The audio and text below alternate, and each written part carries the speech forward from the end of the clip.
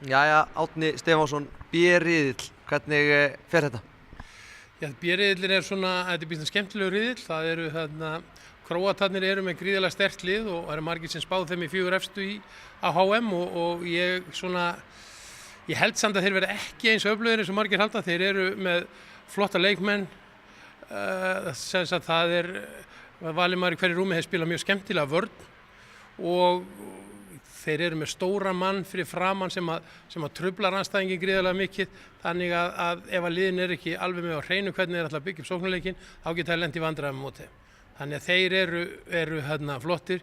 Dubnyk er náttúrulega þeirra besti maður, gríðarlega flottur spilari sem er hjá Kiel, Kóplar og Sterlek og svoleiðis, þannig að þeir eru flottir og þeir koma til með að vinna þennan riðil bara held ég nokkuð sannfærandi.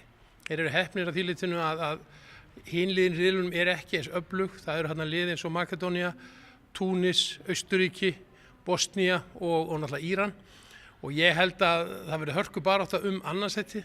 Patrik er með sína Austurríkismenn og það er eitthvað sem segir mér að þeir koma óvart. Ég geti alveg trú að þeir myndu ná öðru sætinu. Hann er með flotta leikmenn, Skilatsi er þeirra lykilmaður, hann er að vísu búinn að lenda í smá meiðslum undanförnu en vonandi fyrir Pata og Austurríkismenn þá verður hann í lagi og þá eru þeir gríðarlega öflugir.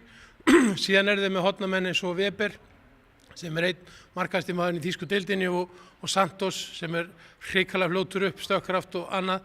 Þannig að eitthvað sem segir mér að þeir taki annarsæti. Síðan er annað lið sem getur komið óvart, Túnis, að þeir eru með 2 hrikalega flotta skyttur.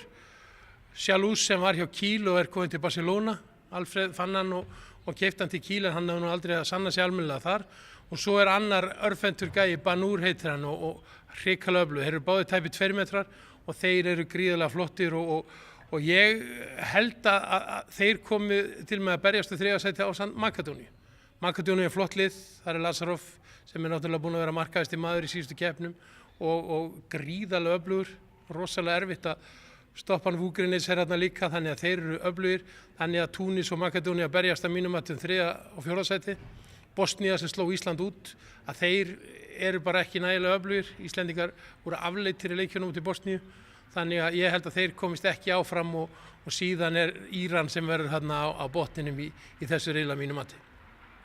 Já, þú hefur trú á Patriki og hann, hvað heldur hann komist á langt eftir það? Sko, málið er það að þeir spila við, eða þeir ná öðru sætinu og spila við lið sem er í 3. sæti í A-riðli og það er á öllu líkjum Hvítrússland og það er bara leikur sem þeir geti unnið og þá eru þeir konið í 8 liða úrslit.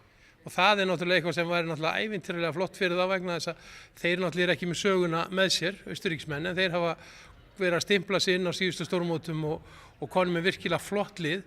Þeir eru með skemmtilega markmann og bara öflugt lið, þannig að þeir geta komist þarna í 8 liða og þá náttúrulega bara eru þeir búin að ná sínu markmið og vel það. Þakka fyrir Árni.